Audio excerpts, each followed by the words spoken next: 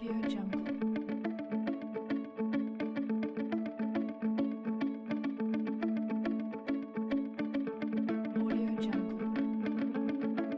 we think of televisions and radios, we imagine the physical images of the objects themselves. However, when we think of the internet, what exactly do we see? Most of us don't really know what to imagine when we hear the word internet. Should we think about the websites we surf? Or should we picture the machines that allow us to access the internet? Morozov states that the term internet is very vague. On one hand, the IS, or Internet Society, claims the internet can be whatever we make it, giving us the freedom to shape it.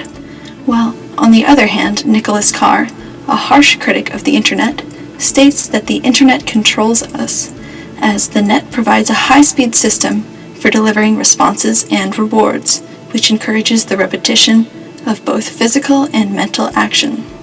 Just like how Ian Pavlov conditioned dogs to salivate when they heard a bell ringing, we are also encouraged by the internet to continue browsing the internet. We are conditioned by the internet to check what Kim Kardashian did last night. The internet has hypnotized us to waste time and stay on the internet.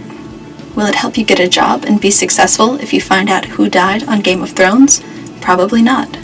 Tim Berners-Lee, the inventor of the World Wide Web, once said, "There was a time when people felt the internet was from another world, but now people realize it's a tool that we use in this world."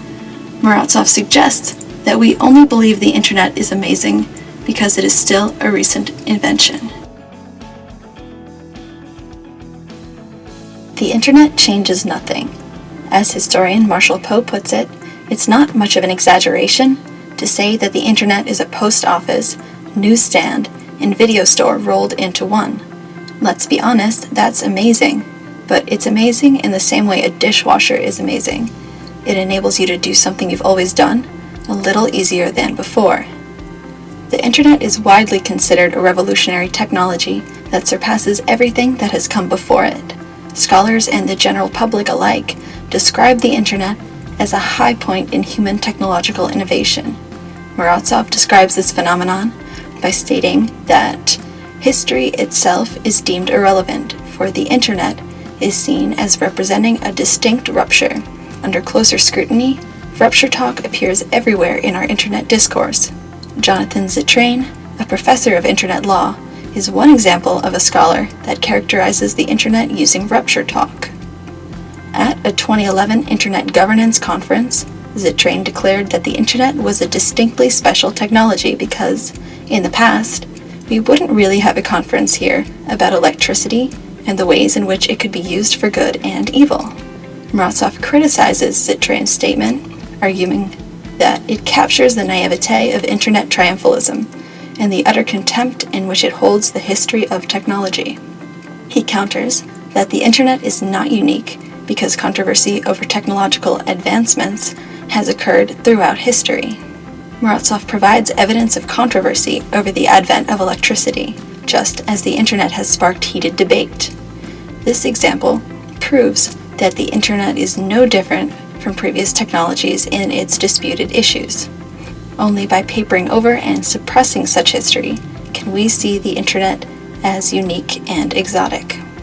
According to Morozov, for something to be considered revolutionary, the declaration must meet two criteria.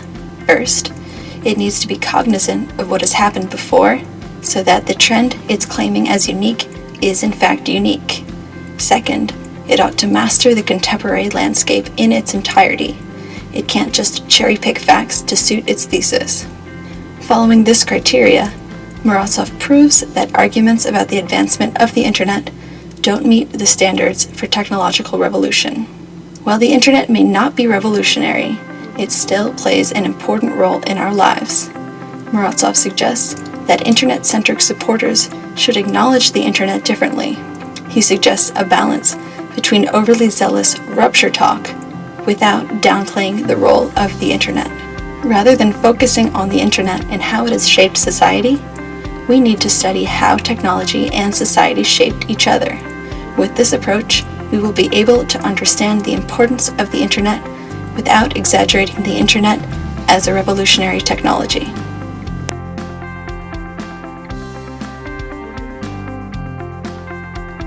There is no need to abandon technological solutions altogether.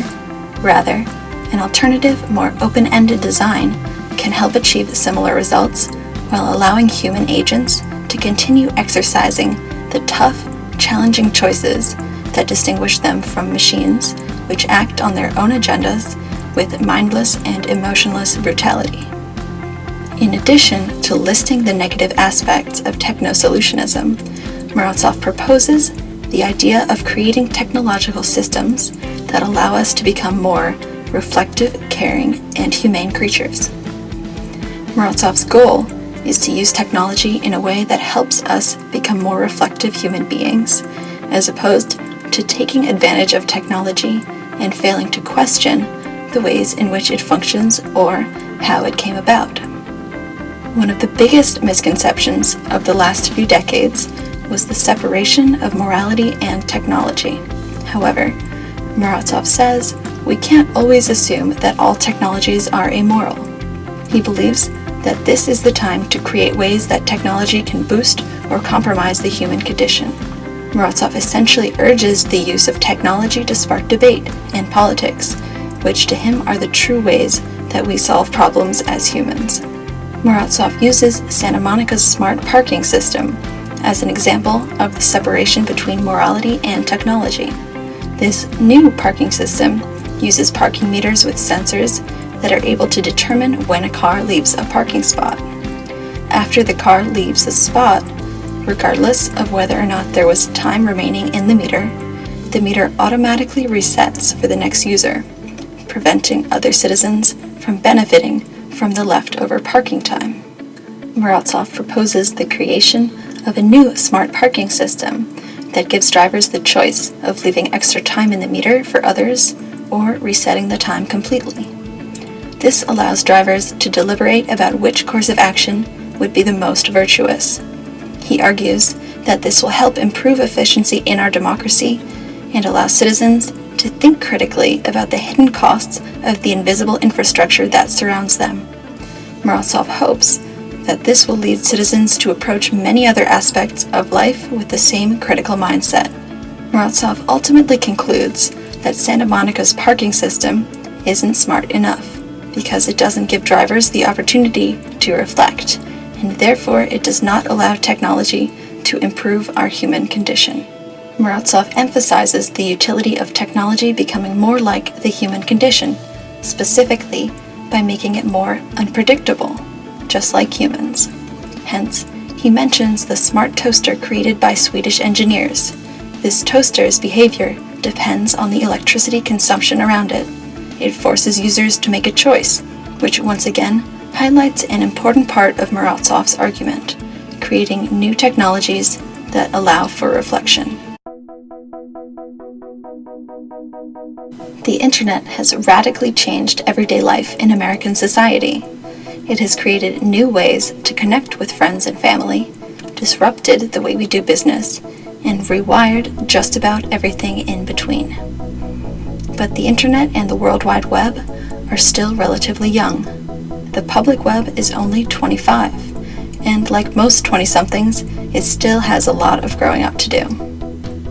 Although there is a lot of growing up for the internet to do, not many people would like to witness the internet developing into something more powerful. There are already people that complain about the internet as an invasion of privacy. As Morozov mentions, computers are getting smarter and smarter, and more of them are watching us. A major issue with the internet is that it's hard enough to delete something off the internet permanently. The more advanced the internet becomes, the harder it is to delete content from the internet. Because of the presence of this content, the internet has become a powerful tool that can be used to ruin someone's reputation. Many companies are able to benefit from this tool since they have the ability to search potential employees' social media profiles for incriminating content. But who gets to decide what stays on the internet and what does not? Morozov proposes the counter-argument that the internet, like the human brain, should possess a short-term memory, a long-term memory, and the ability to forget certain information.